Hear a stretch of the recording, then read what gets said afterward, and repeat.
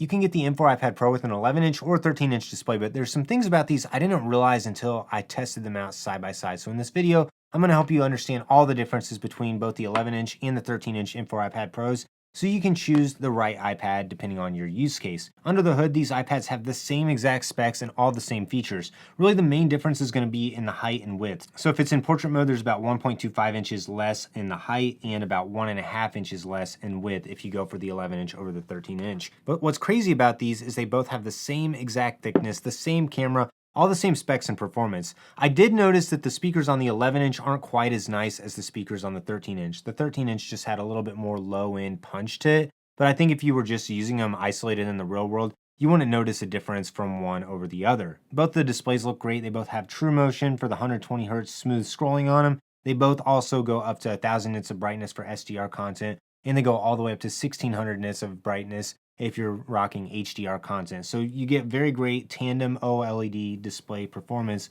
off of both of these, and the displays on both of them are beautiful. Something I found very interesting when pairing the screen sizes is you kind of expect the 13-inch to be massively larger than the 11-inch, but it's really only a small difference because a lot of the extra space of the 13-inch iPad Pro comes from the height of it whenever it's in landscape mode. So if you're comparing these side by side, you're going to notice this one's just a little bit bigger for watching 16:9 content on YouTube, or if you're watching movies, then you're really going to notice even less of a difference between the screen size on them. So for me, I was still very happy with the 11-inch for day-to-day content consumption. Another area where you may expect a big difference in the actual screen size is you might think for multitasking, the 13-inch is going to be way better than the 11-inch. I did notice you get a little bit more height out of apps, and you were able to have a little bit more width as well if you had the apps side by side. But as far as actually using them goes, if you were doing research projects, I didn't really notice split view to make that big of a difference because you can always make the width of one window a little bit wider, and then you can go back and forth between the two apps pretty easily if you want. Or of course, with the 13-inch, you can always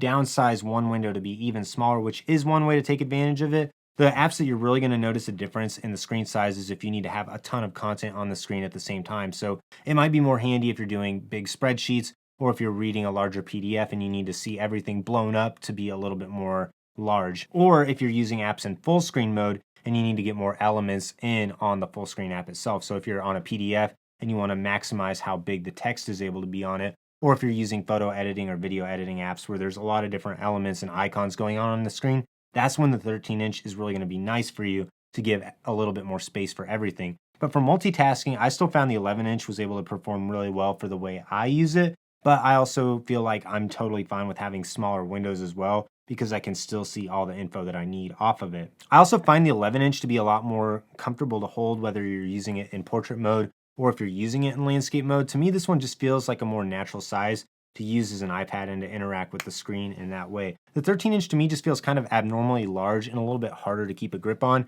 And in portrait mode especially, it just feels gigantic. And like this is something I want to hold and interact with for a very long time. Now, if you're thinking about getting the Magic Keyboard case for the iPad Pro, this is also very interesting as well because if you get the 13-inch iPad Pro, this Magic Keyboard gives you bigger keys and also more space between the keys, which makes the 13-inch feel a lot more like typing on a MacBook Pro or MacBook Air. The 11-inch has smaller keys, has smaller area for your palms, a smaller trackpad, but it doesn't take up quite as much depth. So this is going to be able to fit in tighter spaces or on an airplane a little bit better than the 13-inch. I love the size of the 11-inch Magic Keyboard, but it's definitely an acquired taste and getting used to having the keys that are a little bit smaller and a little bit closer together. The 13-inch definitely feels a lot more like using a laptop, but the extra depth of it is a little bit off-putting to me whenever I compare it to the 11-inch. If you're thinking about getting the iPad Pro to draw on, this is also where it gets a little bit hard to decide which one you should get. Because to me, the 11-inch is so much more comfortable to hold, but you have a little bit less screen size to interact with. So depending on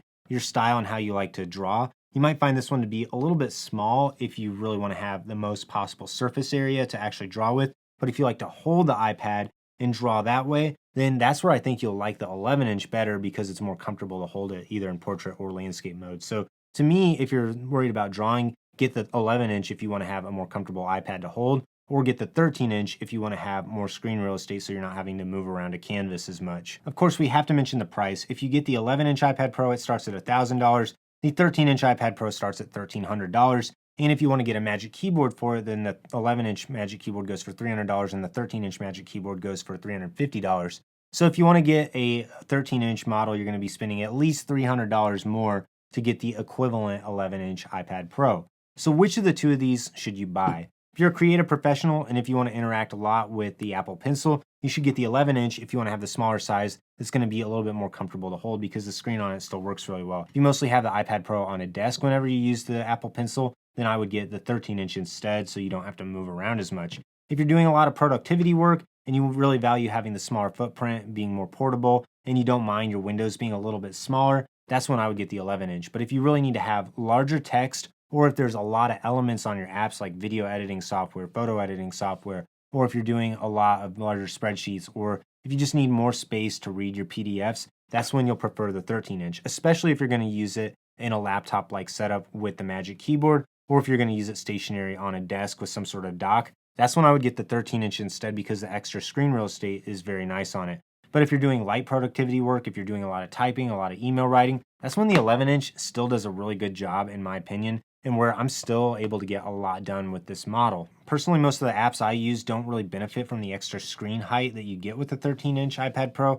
I'm still able to get all the content I need in on the 11-inch. So to me, it's not as big of a deal of if I'm using the 11-inch or the 13-inch iPad Pro. I just really prefer the 11-inch because I really value the portability and the smaller size. But if you're doing a lot with the more intensive applications, if you're using stuff like Final Cut Pro, DaVinci Resolve, if you're using Adobe Lightroom or other apps like that, and if you're using it really as a workstation, that's when you should get the 13-inch instead so that you can really take advantage of all the extra size that it has to offer.